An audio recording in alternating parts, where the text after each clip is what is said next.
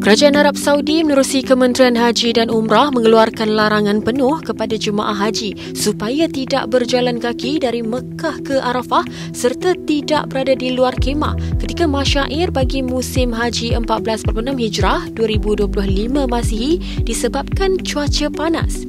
Menteri di Jabatan Perdana Menteri Hal Ehwal Agama Datuk Dr. Mahathir Naim Mokhtar berkata, jemaah haji juga dilarang mengunjungi lokasi popular seperti Masjid Namirah dan Jabal Rahmah antara 10 pagi hingga 4 petang memandangkan waktu itu mencatat suhu paling panas dan boleh membahayakan kesihatan. Jemaah haji tidak dibenarkan untuk keluar khususnya ketika masyair di Arafah daripada pukul 10 pagi hingga pukul 4 petang. Jemaah haji dilarang untuk pergi ke Masjid Namirah dan Jabal Rahmah seperti mana kebanyakan jemaah haji kita memang minat sangat untuk keluar.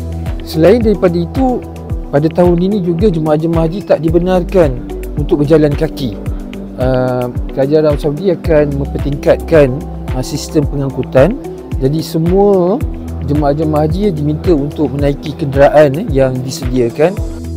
Operasi masyair ialah kemuncak keseluruhan operasi haji yang melibatkan pergerakan jemaah haji Malaysia ke Arafah, Muzdalifah dan Mina bagi tempoh 5 hari bermula pada 8 hingga 13 Zulhijjah untuk menyempurnakan ibadah rukun dan wajib haji. Muhammad Naim berkata arahan terbaru itu dikeluarkan bagi memastikan keselamatan jemaah haji tahun ini terjamin susulan amaran suhu panas ekstrim yang dijangka berlaku ketika kemuncak haji tahun ini.